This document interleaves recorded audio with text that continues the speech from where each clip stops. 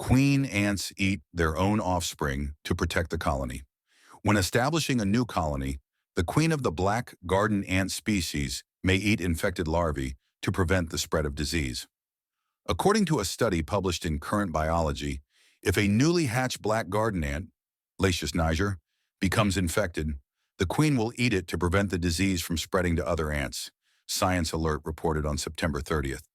The queen starts the colony on her own, nearly starving herself to raise the first worker ants.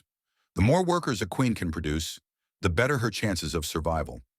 So the ability to eat and recycle infected larvae into healthy ants means that valuable resources are not wasted, explained biologist Flynn Bizzell from Oxford University, a member of the research team.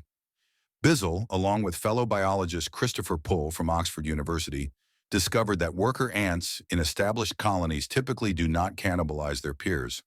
However, when the colony is new and vulnerable, the queen, confined with her offspring in a crowded space, cannot remove infected larvae from the nest. In this environment, the risk of infection is extremely high. Therefore, when the queen detects illness in the nest, she eliminates the infected larvae as soon as possible.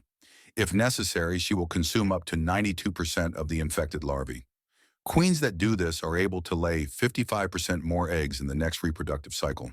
To test this, Bizzell and Pohl exposed 5 larvae of each queen ant to fungal spores.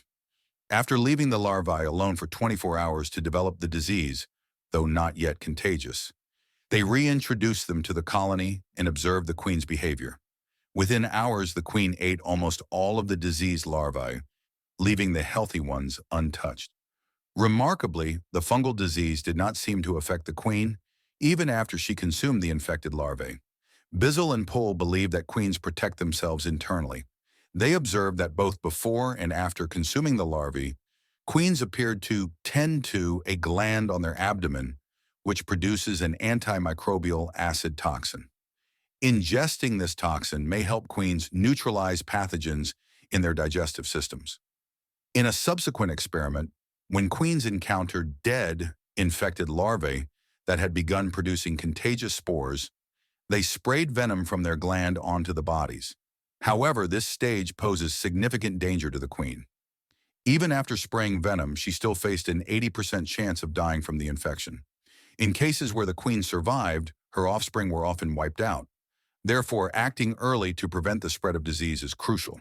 The new research provides evidence that queens resort to cannibalism as a defense mechanism against disease, protecting both their own lives and those of their other offspring.